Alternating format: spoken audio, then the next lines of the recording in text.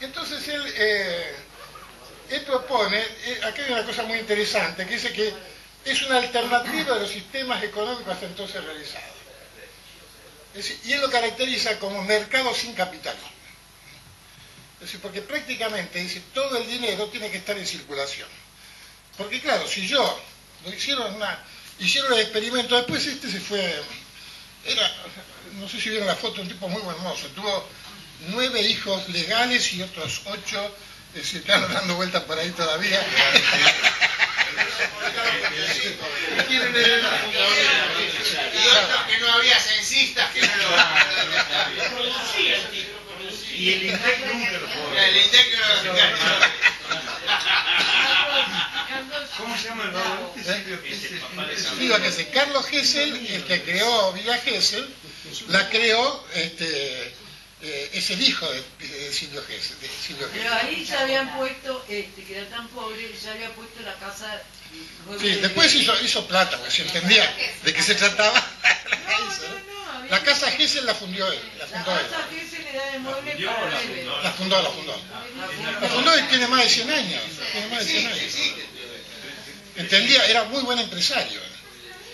Y después viajaba a Alemania, venía de Alemania para acá, y llegó durante la última parte del movimiento de Luxemburgo, de los soviets, allí en Bavaria, creo, armó el soviet económico, se armó un soviet económico. Y él fue ministro de Hacienda. Creo que duró 3 meses y casi lo fusilan, ¿no? Y entonces salió de ahí. Y hoy en día, en toda Europa, hay centros geselianos de estudios muy importantes. Bueno, él fue el inspirador de Keynes en muchas cosas. Keynes tenía una nutrida correspondencia. Acá uno de los hijos o nietos de él todavía tiene toda la correspondencia entre Keynes y Gesell, donde discutían todos problemas técnicos acerca de la masa monetaria y todo ese tipo de cosas. Y Keynes dijo de él que Gesell iba a tener una influencia futura mucho más importante que la de Marx. Y yo creo que estamos llegando a ese momento, ¿no? De alguna manera. Él habla de una economía sin capitalismo, porque al no haber tasa de interés, y al contrario, penar la tenencia del dinero inutilizado, es al revés lo que ocurre ahora. Exactamente al revés. Los japoneses hacen. ¿Qué pasó? Hicieron algo así en un pueblo que se llama Worm, creo que es en Austria. Es decir, los tipos estaban fundidos, desesperados, y parece que alguien había leído a Gesell, y entonces deciden crear una moneda que se depreciaba. En ese momento usaban las estampillas, es decir, cada billete tenía una estampilla y se iba sacando con el tiempo, entonces valía un poco menos.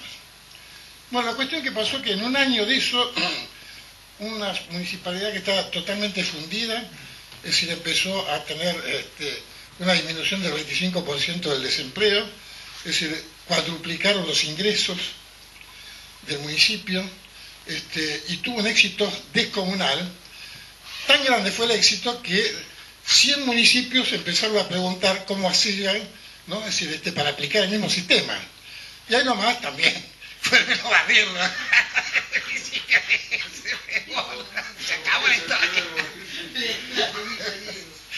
Es decir, que la historia sigue exactamente igual hasta ahora. Creo que ahora vamos a ver que las cosas van a ser distintas. ¿Podemos pasar? ¿Y el aparato Kirchner? Bueno, eso fue el efecto del patacón. Bueno, ahora, ese fue el Lucker. Ahora vamos a ver. La circulación rápida de esa guita que todo el mundo. Fue el anterior. No. La pregunta esta de Gesell fue cómo suprimir la propiedad del dinero. No, creo que tenemos que pasar a otra. Esta fue la anterior, Sí, pero te digo la parte. Ahí está. ¿No ves que pone características? No. Todos pueden. Ahí tenés uno. Ahí está. Ahí. Bueno. Bueno, si queremos ver. Hay que volver al anterior. No es esta. Este no es cuál es. Anterior. Esta. Hay que volver a esta. La otra ya la dio. Solo, señor. Vuelve solo. Era la hostia. Hay que dejar esta. Después que lo dijiste todo. No, ya conté todo esto que iba a hacer. Era interesante el ejemplo que ponía Hessel. Decía que el dinero cuando no se... El tema es así. La producción de riqueza se realiza cuando hay un intercambio, ¿no? Si yo fabrico algo por 100 y lo vendo a 115, produje 15 de riqueza. Eso es muy sencillo de entender, parece que no, pero es así. Entonces, si yo en una hora o en un día hago 10 intercambios, produzco 150 de riqueza. Ahora, si hago 100 intercambios, produjo 1500 de riqueza. Entonces, cuando el dinero gira más rápido, la producción de riqueza es más alta.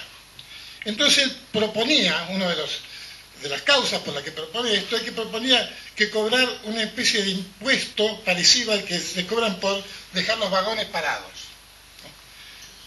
Cuando el ferrocarril no se mueve, el ferrocarril pierde plata. Entonces dejar un vagón parado lleno de mercancía tiene un costo que se lo cobra el ferrocarril, un impuesto. Cuando el dinero está parado y no se mueve, tiene un costo social, no producción de riqueza. Y entonces él hablaba, ahí sale el asunto de la tasa de retención, que lo llama así, ¿no? Es decir, bueno, los resultados fueron extraordinarios, se lo conté. Lo que pasa es que hoy se complejiza un poco más con los agregados económicos. ¿Qué son los agregados económicos? Y todo, las monedas no monedas, todos los bonos y demás. Bueno, todo eso es todo burro. Todo burro, no hay nada de cierto en todo eso es nada más que una forma más de choreo. No tiene nada que ver con las cuasimonedas. Las cuasimonedas sí sirven porque es dinero circulatorio, el otro es dinero especulativo. Una cosa es el dinero que circula y otra cosa es el dinero que especula. Son dos cosas completamente distintas. Pasemos a ver lo de Prelucker, porque ahí está.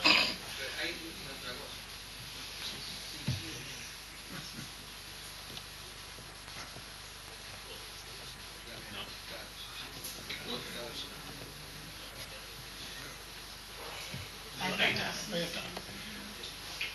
Bueno, Prelucker, con el que fuimos muy amigos hasta que prácticamente falleció, ¿De dónde era? ahí está, Prelucker creo que era de origen polaco, una cosa así, pero vivió acá de desierto, era un hombre de guardia de hierro. Él estaba en guardia de hierro. Y él, más que un economista en sí, era un filósofo. Inclusive yo creo por lo que hablé con él, que no conocía la obra de Hessel. Yo entré en contacto con la obra de Hessel después que él falleció. Pero conocía muchísimos otros economistas, europeos sobre todo. Era un hombre de una fenomenal cultura. Y con él empezamos a hacernos amigos cuando hicimos el foro de la deuda externa en la Cámara de Diputados en 1998. Que en esa época hablar de la deuda externa no era fácil, ¿no? Y sin embargo estuvimos un día entero ahí haciendo 3 mesas redondas con toda una cantidad de gente, y ahí lo conocí a Alejandro Olmos y lo conocí a Mauricio Prelucker. A partir de ese conocimiento empezamos a hacer amigos, empezamos a tener un intercambio importante, y en el año 2000, viendo cómo el gobierno se desbarrancaba, el gobierno de la Rúa, viendo lo que pasaba en el sistema financiero, le hicimos una propuesta al gobierno de la Rúa, que se la entregamos a Federico Pola, que era amigo mío, es decir, que era el jefe del gabinete de asesores de la Rúa en ese momento, a pesar de que había una pelea interna que no tiene nada que envidiarle a los peronistas, ¿no? Es decir, los alfonsinitos de la Ruita. Y después nos enteramos que el tema el proyecto que hicimos de crear una moneda inconvertible, es decir, se había discutido en el gabinete. Se había discutido en el gabinete y, por supuesto, la desestimaron y así terminaron el helicóptero, ¿no? ¿Eso era para aumentar la velocidad de circulación del dinero? No. Funcionaba exactamente como funcionó el Patacón. Por eso el Patacón, nos atribuimos nosotros la base teórica y conceptual del Patacón. ¿Qué pasó con el Patacón? ¿Por qué hubo tal cambio descomunal de económico con la introducción del Patacón? El Patacón, si bien no era una moneda inconvertible legalmente, como nosotros propusimos, era en los hechos el inconvertible. Porque las empresas extranjeras no podían pagarle a nadie con el Patacón de afuera, ¿no? Yo me acuerdo que decía Daniel Marco, un amigo nuestro, que empezó a tener encargos de las empresas extranjeras para hacer carteles que hasta el momento importaban. ¿Y por qué se lo encargaban a él? Porque no había nadie a quien encajarle los patacones. Me explico, los patacones eran un dinero que tenían que dárselo a alguien que lo usara acá adentro, por eso era inconvertible los hechos. Bueno, la velocidad de crecimiento de la... Por eso las empresas privadas no aceptaban patacones. Vos no podías pagar servicio con patacones. Telefónica no te aceptaba patacones. Sí, Telefónica no te aceptaba patacones porque no podía girar el dinero al exterior, no podía comprar dólares ni girarlo, claro, con los patacones. No aceptaba los patacones, pero hay otras empresas que si querían vender cerveza tenían que aceptar patacones, si no, no vendían la cerveza. Porque era consumo interno. ¿No? Era para el mercado interno. Era para el mercado interno. Pero eso era para el mercado interno. En los hechos era una moneda inconvertible el patacón. Entonces, bueno, cuando nosotros hicimos eso con Preluque, una de las cosas que solía decir era siempre que la única mano invisible que conozco es la que me meten en el bolsillo.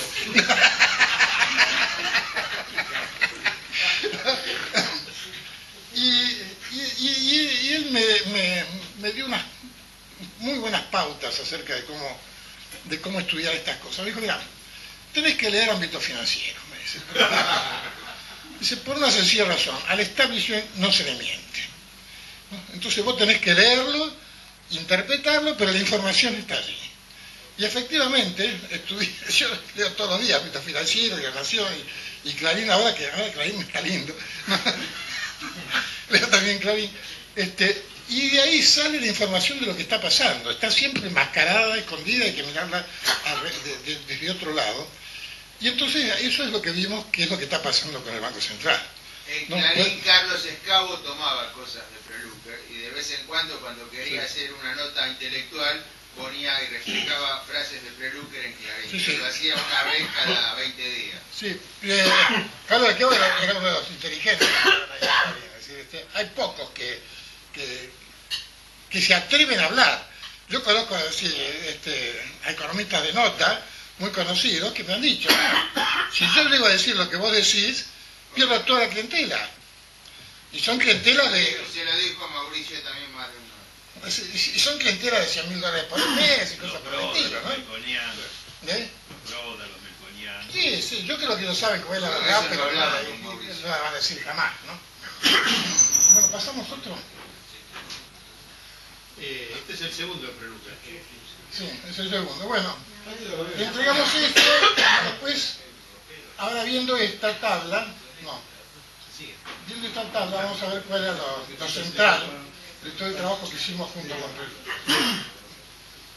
Encontramos esta tabla que es una joya, porque esta tabla la tuvo que hacer el Banco Central a requerimiento de la Cámara de Senadores, porque quería una ley para las pymes. Entonces le preguntaron en el año 97 qué pasaba con la emisión de dinero, ¿no? Entonces, si vemos esta tabla, el M2, lo que se habla ahí del M2, el M2 es la cantidad de dinero en efectivo, de moneda corriente, más los depósitos en plazo fijo, más los depósitos en cuenta corriente, más los depósitos en caja de ahorro. Entonces, de este cuadro aparece lo siguiente, que Japón tenía el 115,4% del circulante con respecto a su Producto Bruto Interno. ¿Eso qué quiere decir? Que emitía más dinero de la riqueza que producía. Ahora, lo interesante era que Japón estaba en depresión en lugar de estar en inflación. Nosotros emitíamos, miren la diferencia, el 19,2%. No llegamos al 20 como el 115. Inglaterra emitía el 96,9. Acá está la cantidad de veces que emitían con respecto a la Argentina. Entonces tenemos que todos los países sometidos tienen emisiones que bajan del 50%. Y los países centrales tienen emisiones que andan alrededor del 70% de su PBI. Eso no tiene explicación. Bueno, en este momento, en el año 2001, cuando entramos en la hiperinflación después de esto, la emisión era del 1,4%. Es decir, con lo cual es fácil darse cuenta que la emisión con la inflación no tiene nada que ver, es al revés. Si no hay emisión, es decir, aparece la hiperinflación. ¿Por qué? Porque el dinero se convierte en un bien escaso. Entonces podés agarrar y aumentar los intereses todo lo que quieras, porque la gente desesperada paga lo que quiera para conseguir un poco de dinero. Cuando el dinero es abundante, no podés cobrar muchos intereses porque aparece de todas partes el dinero. Esto es lo que no se dice, que es obvio. Una vez que uno lo vio, no lo deja nunca más de ver, ¿sí? Era un poco la idea que tenía, que no se llegó a aclarar cuando Rodríguez Sá plantea el tema de la emisión del dinero no convertible. Sí, que era eso, era eso. que iba a evitar este problema. Y todos se rieron porque el que lo planteó era un aprendiz de economista, que está en televisión, como se llama, un anteojo, un miope. Que fue el presidente del Banco Nacional. Sí. Ajá. Bueno, pero esto era sólido lo que planteaba, por eso voltearon, por eso yo tampoco. Y en el caso de Estados Unidos no está con todo el dinero que está en todo el mundo sin respaldo. No, eso no lo ponemos porque debe ser incontable la cantidad de dinero que tiene dando vuelta ahí. Es decir, miren, el banco... ¿Puedes repetir este concepto? Porque me parece muy importante. ¿Cuál? Este que acabas de decir. Que la emisión de dinero no es la que produce inflación, sino que es la no emisión de dinero. A ver, ¿por qué no lo repetís? Y la relación entre los países... Es así. Si el dinero es un bien Usar el micrófono. Si el dinero es un bien escaso, el precio sube. ¿Y el precio del dinero cuál es? La tasa de interés. Pero la tasa de interés, que la quieren hacer ver como una consecuencia de la inflación, en realidad es una causa de la inflación. Cuanto más alta es la tasa, más alta es la inflación. Es la primera causa de inflación. El déficit de oferta de productos sería la sexta causa de inflación. Hay otras 5 antes, que ahora no me las acuerdo todas, pero se las puedo mostrar, inclusive que publiqué un artículo acerca de esto. Entonces, ¿qué es lo que pasa? Si yo tengo poco dinero en el mercado, dando vueltas, yo lo que decía es, imagínense la sensación tan diferente que sea. Usted sale de la calle con 100 pesos o sale con 1000 pesos. En el bolsillo. En el bolsillo. Con la economía argentina pasa lo mismo. Si tuviéramos 1000 pesos en el bolsillo, sería muy diferente nuestra vida que salir con 100 pesos. Y ahora andamos con 100 pesos. Sí. ¿Cuál es la lectura de lo que hicieron las provincias argentinas? Sí, pero en la medida hay otras cosas. ¿No? En la medida que el crecimiento de producción no tenga un correlato con el aumento de la masa monetaria, ahí se produce inflación por demanda. Bueno, el tema es así. La masa monetaria adicional que se produce, supongamos, nosotros hicimos la siguiente cuenta. El tema es a dónde mandamos el dinero. Eso es lo que dice Beberay y Allende. Beberay y Allende hace un estudio, siendo director del Banco Central, hace un estudio que creo que hubo 50 años de total estabilidad monetaria. ¿Por qué? Primero porque la tasa de interés nunca sobrepasó el 3%. Anual, sí. Anual. Y después, porque la masa monetaria era equivalente a la cantidad del PBI. Entonces, ¿qué pasa? ¿Cuál era la pregunta? Perdón. ¿Cuál era la pregunta que hiciste? No, yo no hice la pregunta. Aclaré desde mi conceptualización de que la inflación por exceso de demanda que plantean los liberales ahora tiene cierta validez. Sí, tiene validez, es una de las causas de inflación. El problema es que uno tiene que dirigir la masa monetaria que emite, además, a la productividad, al campo productivo. Es decir, lo que hoy hacen para bloquear la compra de divisas, en vez de emitir bonos, hicieron un sistema a través de un nuevo BANADE para las pymes eso cambia la economía del país. Absolutamente. Y bueno, pero no lo hacen. No, por eso digo, Mi gobierno peronista no lo hace. el desastre actual se debe a que emiten deuda en lugar de emitir dinero. Si emitieron dinero, tienen que además dárselo a alguien que lo pueda reproducir. En cambio, si emito deuda, todo lo que hago es dárselo a alguien que me va a cobrar por intereses. Es muy sencillo todo esto. Por eso digo que es otro que lo de la luz. Es sencillo apenas uno lo explica. Lo que pasa es que los intereses que hay, ya viene lo que pasó a través de toda la historia, ¿no? Compañero, entonces, ¿cómo se valora la actitud de las provincias? ¿Están criticadas por haber emitido sus bonos para sobrevivir en medio de los despelotes generados por la nación, el problema con sus endeudamientos? es quién lo critica. Correcto. Lo critican los bancos. Perdón, ¿los malos acá quiénes son entonces?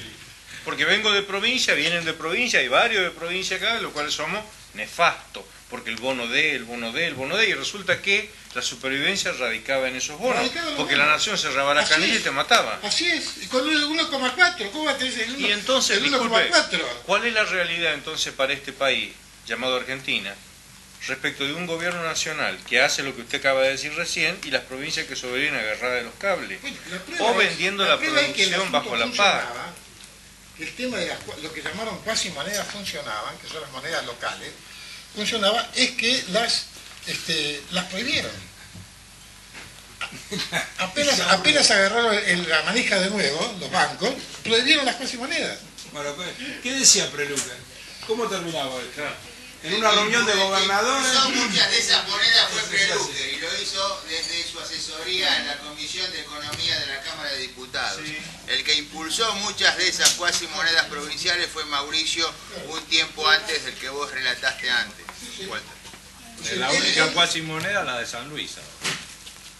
La que paga nos estamos refiriendo a los bonos provinciales, que no es lo que habla el compañero. Para no ser nada ilegal, en San Luis hicieron... No crucemos los perdón. No es una asamblea. Habla él y le pongo una pregunta. Con respeto y escuchar.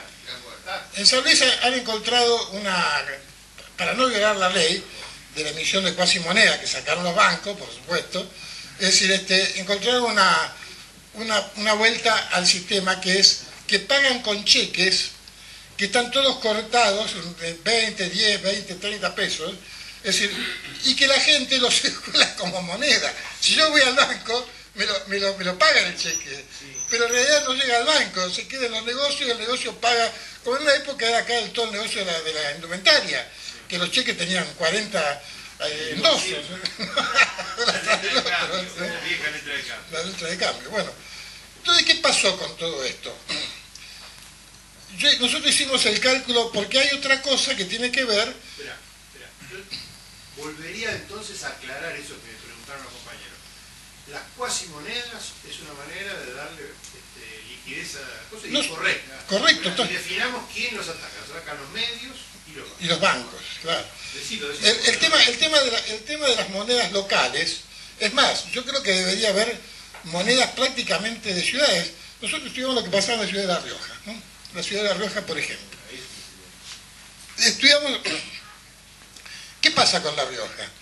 La Rioja tenía una cantidad de quintas, ¿no? De quintas que producían la verdura y la fruta que se usaba. De repente en Córdoba empezó a haber una especie de superproducción que daba excedentes en Córdoba de la producción. Entonces la llevaban a La Rioja. Y por supuesto, como era excedente, lo podían vender mucho más barato que lo que vendían los quinteros, que era lo que necesitaban para vivir. Era plata dulce la que conseguían ahí. Resultado de esto, los quinteros dejaron de ir al almacén, dejaron de ir a la ferretería, dejaron de comprar insumos y la provincia se empezó a empobrecer constantemente. Si hubiera tenido la ciudad de La Rioja una moneda propia, que no la hubieran podido cambiar en Córdoba, eso no hubiera pasado. ¿No? Nosotros armamos un sistema monetario que tiene que ver con el trueque. Todo esto, digamos, el dinero es un facilitador del trueque, no nos engañemos, ¿no? Entonces, todo esto empezó con el trueque.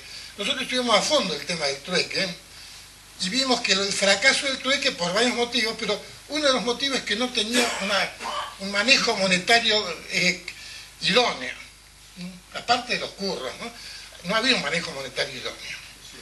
Entonces, desarrollamos un sistema que lo llamamos sistema de intercambio local, que podemos hacer monedas locales en todos lados. Sí. Compañero, en La Rioja en el año 83, 84, 85, 86, 87 se mantuvo el bono en la provincia y fue la moneda de subsistencia. Fue el año en la cual el gobierno constituido como gobierno nacional más la suma de los gobiernos provinciales le quitaron 1,5 puntos de coparticipación. 13 millones de pesos dólares en ese momento. A partir de ese momento se origina una moneda local que se llama el bono. El bono era todos los viernes a la noche el sorteo de autos y casas para que la gente los retuviera y no provocara un quiebre de la economía provincial. Perfecto. Así sobrevivimos 5 años hasta que cometimos el error de ganar la elección. ¿Usted me entiende? Ahí estoy yo, todo el sistema. Antonio Herman González. Claro. Bueno, nosotros hicimos un cálculo, porque el otro tema que tiene que ver con esto es cuánto vale nuestra moneda, ¿no? Entonces, el cálculo que nosotros hacemos es bastante sencillo. Hay instrumentos idóneos para esto, pero yo digo, si comer en un restaurante cualunque en Europa cuesta 30 euros, 40 euros, en el mismo restaurante de acá cuesta 40 pesos. Ahora, entonces, si el tipo tiene que sacar 40 euros de bolsillo para comer en Europa, viene acá con esos mismos 40 euros y comen 5. A ver, explíquenme qué diferencia hay entre los 40 euros y los 40 pesos. ¿Por qué? Hay una directa proporción con los salarios. Sí. Es igual. ¿Eh? Es igual porque Es igual, ellos cobran los salarios en euros. acá cobramos 1.000 pesos y allá cobran 1.000 euros. Claro. Vos estás hablando para cerrar en otro nivel, pero estás hablando de viajes. La cosa del monto. No, estoy hablando de cuánto tiene que valer el dinero. Cerremos la economía desde que el gobierno maneje la divisa, no en los términos que se maneja divisa. Bueno, ahora la maneja el divisa, la maneja los bancos. Bueno, pero eso mismo. Por eso te digo, el gobierno, Estamos hablando de junta de granos de nuevo, de IAPI de nuevo. de todo lo que habría que hacer, digamos, se sabe, ¿no? Es decir, pero nosotros hicimos el siguiente cálculo. Hay un término técnico que se llama paridad del poder adquisitivo, que desarrolla el Banco Mundial, que dice, bueno, cuánto vale una moneda con respecto a lo que vos podés comprar con esa moneda. Si nosotros podemos comprar en Argentina lo mismo que los europeos en Europa, con la misma cantidad de unidades monetarias, nuestra moneda tendría que valer lo mismo que el euro, ¿no? Es decir, es más, acá nosotros pagamos mucho más caro los autos, que pagamos mucho más caro un montón de cosas. ¿Por qué? Porque nos saquean. Entonces, ¿qué es lo que pasa? Si hicimos el cálculo, nosotros tendríamos que multiplicar nuestro PBI en pesos por 5. Por 5. ¿Pesos o 5 euros? Es una cuenta sencilla. Ahora bien, como cada euro, es decir, hoy compra $1.50, deberíamos volver a multiplicar, si queremos saber cuál es nuestro PBI en dólares, deberíamos multiplicar ese PBI en euros por 1.5. Bueno, eso daría un PBI más alto, casi como el de Francia. Cosa que es bastante lógica, por la cantidad de productos caros que producimos, que son los alimentos, y de demanda que siempre va a continuar, porque cada vez hay más gente en el mundo, cada vez hay más alimentos que vender. Entonces, ¿por qué? Nosotros siendo ricos, es decir, pedimos prestado. Porque pedir prestado en sí mismo es una situación de pobreza, ¿no? Psicológicamente el que pide prestado es pobre. Entonces, nosotros pedimos prestado y producimos alimentos para alimentar 10 bocas por cada una que tenemos acá. Y ellos tienen 10 bocas más por kilómetro cuadrado de las que tenemos nosotros. Es decir, con respecto a ellos, nosotros podríamos alimentar 100 personas. ¿Está claro ese número? Es decir, si nosotros tenemos toda esa riqueza potencial, es decir, en Europa hay 140 habitantes por kilómetro cuadrado, acá hay 14. Entonces, si ellos tienen 10 habitantes por kilómetro cuadrado y produjeran la totalidad de sus alimentos, es decir, y nosotros tenemos... si ellos tuvieran 10% de eso y multiplicamos en nuestra alimentación por 10, tenemos casi 100 veces la capacidad de producción por cantidad de personas acá. Eso es ser rico. Eso es ser rico. Sí. Yo creo que ahí juega también lo que muchos economistas ahora llaman el capital tecnológico. Nosotros estamos pagando la diferencia por los tornillos de última generación que le compramos a ellos, que están valuados a un valor que nosotros no podemos valuar nuestra materia prima, que están dadas por la especulación de los mercados de Chicago. Pero lo que yo te digo ahí es, está la falta de nuestra riqueza. si yo puedo emitir el 70% de nuestro PBI en dólares, puedo emitir 900.000 millones de pesos. Con 900.000 millones de pesos no hay tecnología que valga, compro lo que sea, me traigo a los tipos que quiera, le empiezo a pagar sueldos de 15.000, de 20.000, de 50.000 mangos y vienen de todos lados. Y eso mismo es lo que alimenta la máquina de la riqueza. ¿Me explico? Cuanto más, porque ¿qué pasa con el PBI y la emisión? Si yo aumento un 20% del PBI, ¿cómo puede ser que tengamos el mismo PBI que en el año 96, ahora, cuando la riqueza aumentamos nuestro PBI un 8, un 9, un 10% anual? No puede ser. Hay algo que nos cierra ahí. Por la tasa de cambio. Pero por eso, es decir, porque baja la tasa de cambio. ¿Para qué baja la tasa de cambio? ¿Para qué devalúa nuestra moneda? Para cobrar los altos intereses. ¿Por qué emiten deuda en lugar de emitir pesos? No hay ninguna justificación de emitir deuda. No tiene la menor justificación emitir deuda. Emitiendo pesos, es decir, esto se arregla de un día para el otro, con el único cuidado de mandarlo al sistema productivo. Y empezando por las pymes. ¿Por qué por las pymes? Porque son las que generan mayor cantidad de mano de obra por capital invertido. Sí. Bernardo Moren. Se emite deuda porque dentro del modelo es la forma de esterilizar la moneda que se emite para comprar dólares. A ver, ¿por qué no me explicás mejor eso? Porque supuestamente, volvemos al comienzo, se supone que la emisión de moneda para comprar dólares supone inflación.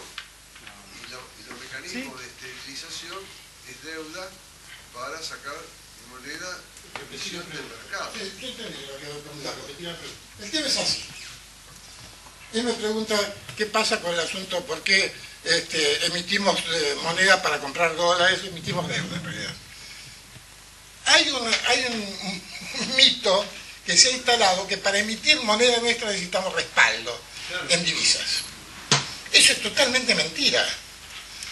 Una cosa es tener reserva y otra cosa es tener respaldo. Son dos cosas distintas. Acá se confunde la reserva con el respaldo. El respaldo es lo que dicen que tenemos que tener en el banco, papelitos impresos en verde, para poder emitir nuestros pesos. Cosa que es total mentira. Estados Unidos, desde el año 71 en Nixon, no tiene más ningún respaldo de nada. Y emite todo lo que se le canta. Entonces, ¿por qué nosotros tenemos que agarrar y someternos a tener los papeles pintados de un tipo que no tiene ningún respaldo de nada como respaldo de nuestra moneda? Es un disparate. Es una cosa que no se sostiene.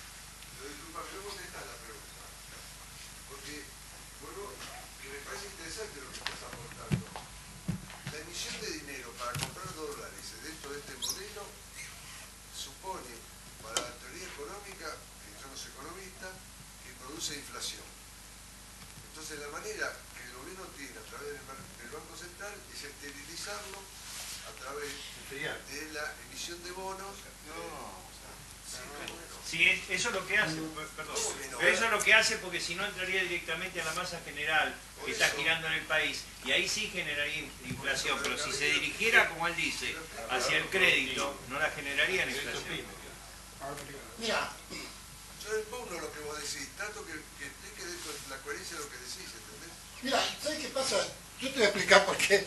Cada vez que me vienen con un galimatías de esto, de que emito esto, yo pienso en términos sencillos.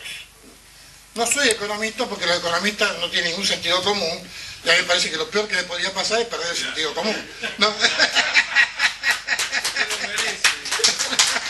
Entonces cuando entro en esto galimatías de la emisión con la... Es decir, yo entiendo cuánto tiene que valer la moneda, lo que podés comprar con ella. Eso es así de obvio. ¿Por qué vamos a tener una moneda que vale 5 veces menos de lo que podemos comprar con ella? No tiene sentido. Entonces, todo ese verso que hacen, ¿para qué? Para beneficiar a los bancos. Los bancos ¿por qué pueden cobrar acá un interés del 14%? Cuando no, en este momento están cobrando el 30%. El 30%, el 3% mensual. El 70% de las tarjetas, todo ese curro, todo ese robo, liso y llano. Eso no me cabe duda, pero expliquémoslo, porque si no... Bueno, ¿y por qué pueden cobrar eso? Porque el dinero es un bien escaso y no hay plaza. Si yo en lugar de emitir el 7,8 empiezo a emitir el 70% o el 78%, y por cada peso que dando vueltas tengo 10, el dinero deja de ser un bien escaso y los intereses tienen que bajar automáticamente.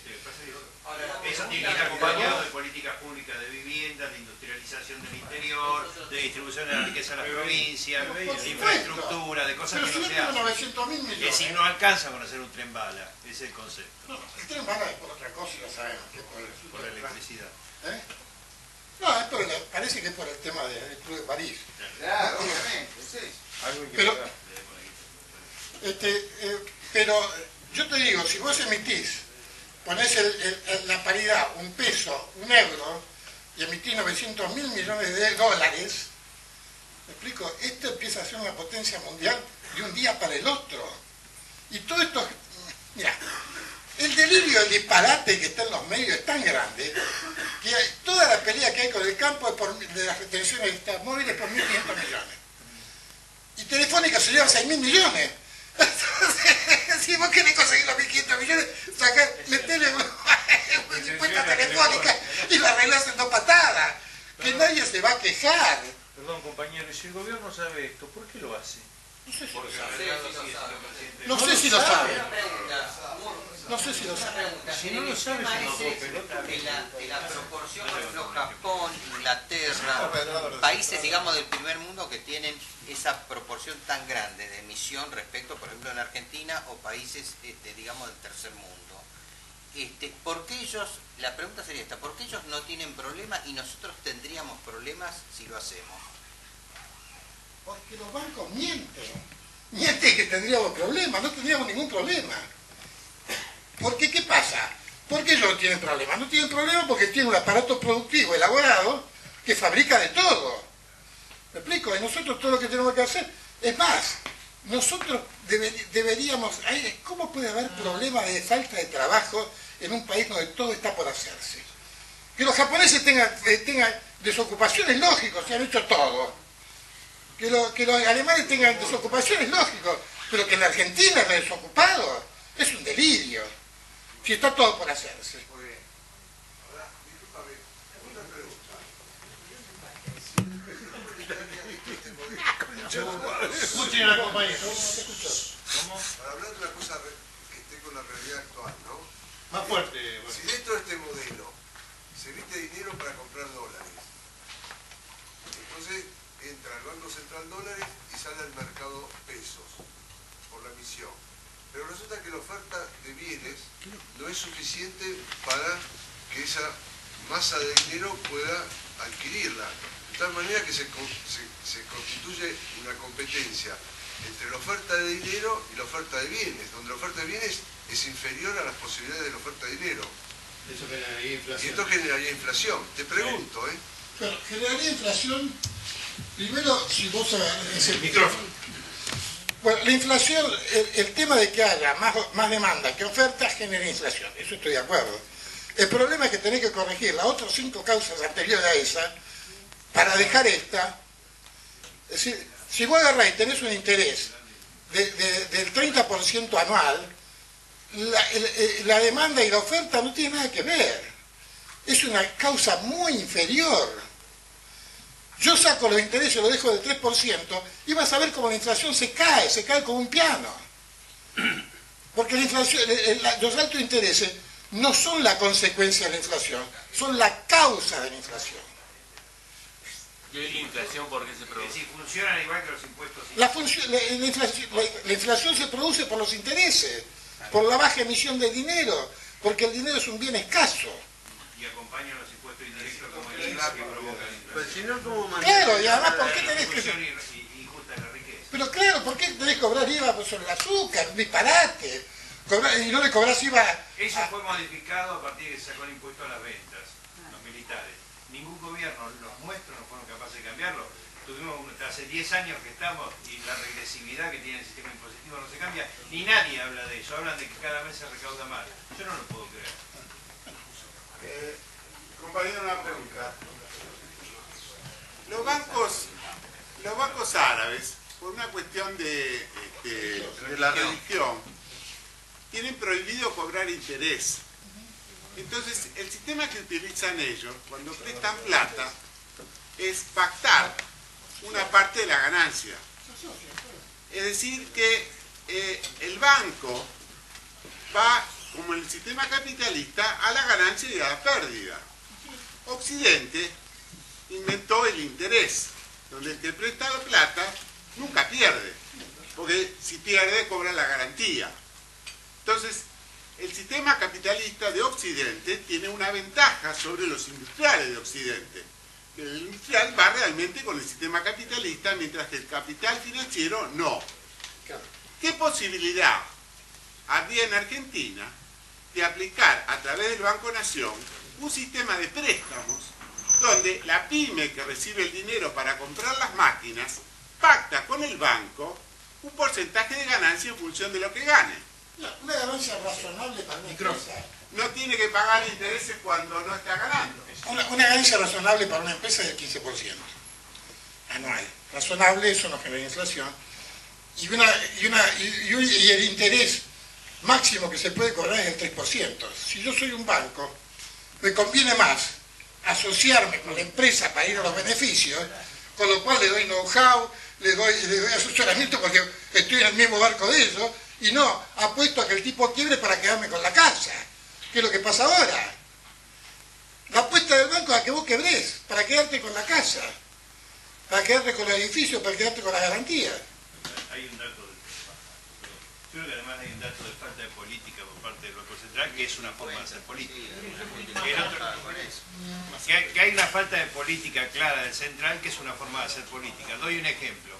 Yo estoy iniciando una pyme de tipo turístico y doy en garantía una hipoteca sobre un sistema hotelero en marcha, estaría comprando, voy al Banco Patagonia, que fue mi banco de toda la vida, de que era Banco Londres, y me dicen, no, si querés una hipoteca para comprarte una casa, sí. Ahora a pyme no estamos dando crédito. Le digo, pero las tasas que me estás cobrando en la tarjeta es del 70 y en una hipoteca a mí me cobras el 25. El costo financiero total es cerca del 37, 38. Dice, bueno, pero es una política del banco. ¿Cómo un banco, voy a decir un giro idiomático incorrecto, pedorro, puede direccionar el crédito en la Argentina? El Banco Patagonia no es el más grande de la Argentina, es un banco importante. ¿Cómo es posible que no haya una política que tiene que ver con esto que estamos hablando? Pero acá hay un problema que no hay política estructural de Estado, no hay planificación ni política. Y es una forma de hacer política. No hay modelo de país, no hay plan de país. No hay plan de país, no hay modelo de país, no hay políticas. Si el modelo de país, cuando vos tomás el modelo de país, tengo que llevar a tal objetivo. Esto que te estoy diciendo, de que con mover unas pocas cosas, además vos te pensás que en la Argentina no podemos fabricar lo que sea. Lo que sea, porque lo hemos fabricado. Si en no el se, 45, ¿no? ¿eh? En el 45. Sí, hace 50 años fabricamos lo que sea. No da la economía, no da la escala de mercado, se abriría con el mercado externo. No, y además yo no creo en la economía de mercado, no creo en la globalización. Vos no podés vender más del 20% de lo que fabricás, porque si vendés el 90% y al que te compra le pasa algo, te fuiste al carajo. El 87% de la economía de Estados Unidos está dentro de Estados Unidos. Por eso te estoy diciendo, y por eso van a sobrevivir. Si estuvieran en la otra, en este momento estarían muertos. Compañero, entonces lo que nos compran las sojas, que son el 90% un solo país o un solo continente, pero no puede significar un con para afuera. Cada 4 barcos de soja que te llevas uno de nutrientes. Está muy bien. ¿El qué? Cada 4 barcos con soja que se llevan, uno es de nutrientes. Yo estaba haciendo el cálculo con un ingeniero agrónomo amigo, la cantidad de agua no recuperable del país que sale con los embarques. Así es. Bueno, pero ellos salen con el papel, con el acero, con todos los autos, con cada vehículo, sale con todo, el agua se gasta con todo. Pero no, bueno, pero que cuando le exportás tenés que tener una política de recuperación en un país que se está desertificando, ¿no? Está bien, pero sale con todo. ¿Cuánta agua gastamos en esta cena, compañero? Vino. Poca. Más vino que agua. Te aseguro que no. Te aseguro que no. De cualquier manera, la conclusión final yo creo que es, nos están faltando políticas públicas. Independientemente que uno adhiera o no a esta forma de pensar. Es peor, no hay discusión acerca de las políticas públicas. Nadie puede hablar, primero que los que manejan las cosas son de un nivel de chato para abajo. Vamos a poner las cosas en claro que acá no hay ningún genio brillante que no sea el establishment. Entonces, no hay ningún genio acá en la política.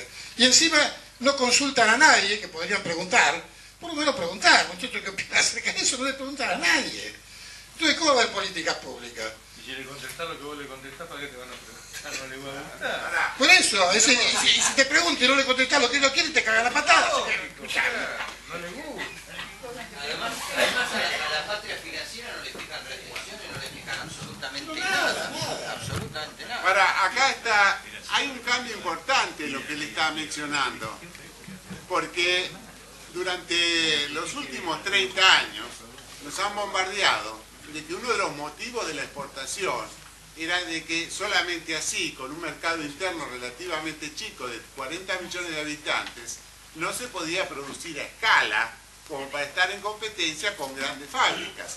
Eso era lo que nos han bombardeado durante 30 años. Parece que ahora esa concepción ha cambiado. Entonces ahora hay que producir en chico para cubrir algunos nichos especiales. ¿Qué te parece vos? ¿Qué pensás vos con respecto a ese cambio? Porque incluso los mismos economistas del establishment han cambiado con respecto a eso. El siglo XXI se diferencia fundamentalmente del siglo XX en que la industria no es el eje de la riqueza. Es decir, ahora lo que hay el eje de la riqueza es el conocimiento. Entonces, ¿qué es lo que está pasando? Como la racionalidad, que era lo que le dio la hegemonía a Europa durante 500 años, entró en crisis, ¿no? Digamos, la racionalidad ya no es el paradigma central del conocimiento humano. Necesitamos otros parámetros. Acá hicimos nosotros una diferencia entre la cultura capitalista europea y la cultura ecológica andina, ¿no? Entonces decimos, ¿cuál es el criterio de verdad de los europeos? La congruencia. Si una cosa es congruente con otra, es verdadera. ¿Cuál es el criterio de verdad de la cultura ecológica andina? Si algo te da felicidad, es verdadero. Si te da infelicidad, es falso. Ya con eso, digamos, el cambio de paradigma es total. Vamos a ver quién tiene el poder real. ¿A quién se le otorga el poder real en la cultura capitalista europea? A los ricos. Ya la religión protestante, sobre todo, lo sanciona desde el punto de vista casi religioso. Si sos rico, tenés el favor de Dios.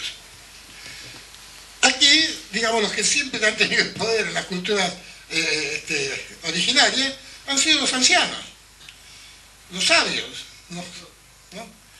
Los jovatos.